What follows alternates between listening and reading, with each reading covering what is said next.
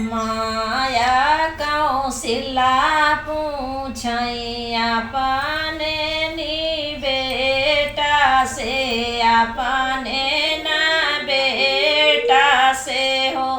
बेटा कैसे के राही हो तोरी सासुररिया,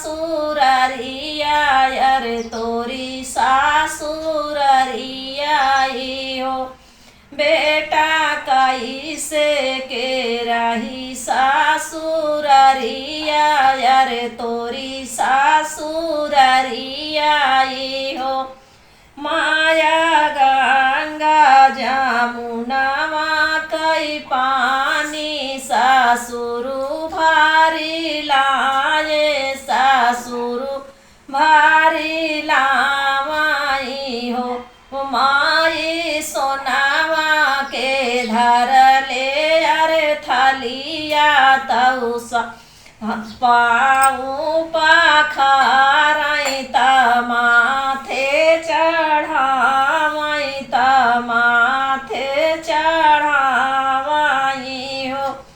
माया सासु तयाधिका पियारी, तऊ पाऊँ धोवई माथे चढ़ावई, माथे चढ़ावई हो। माया सारा जी अधिका पियारी, तऊ बेनिया डोलावई, बेनिया डोलावई हो। माया सारा जी अधिका पियारी, हंसी हंसी बोलाई, हंसी हंसी बोलाई हो। माया सारावा बाहुतायाभिमान, बाहुतायाभिमानाई हो।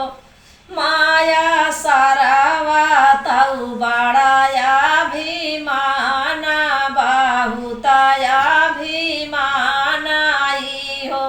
माया हमारी ससुररिया में बड़ी इज्जत भाईली, बहुत सामान देहले, बहुत सामान दिहले हो।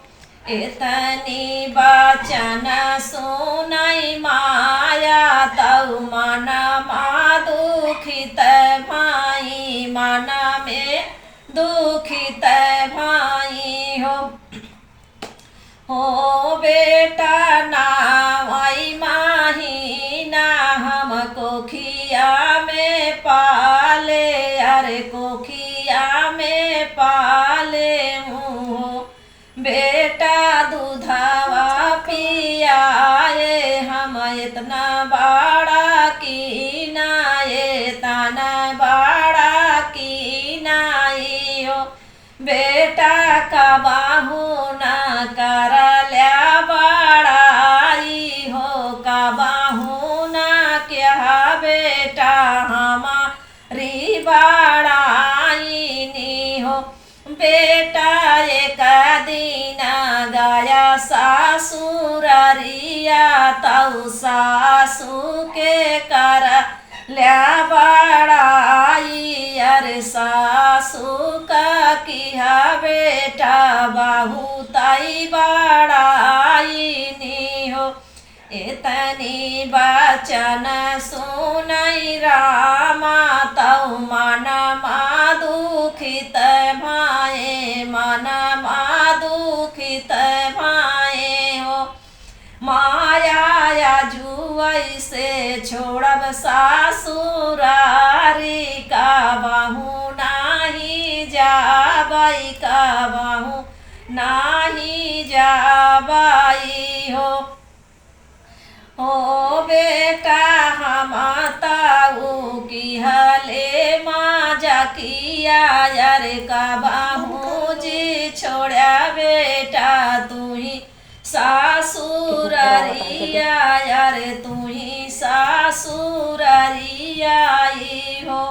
बेटा तो हो सीताऊ करे हम माजा कियाई हो। बेटा का बाबूजी छोड़ा सासुररिया यारे तू ही सासुररियाई हो।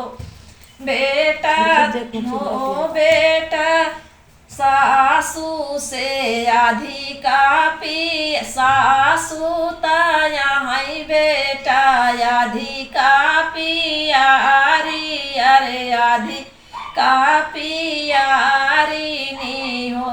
बेटा सासू तया अधिका पियारी हो अधिका पियारिनी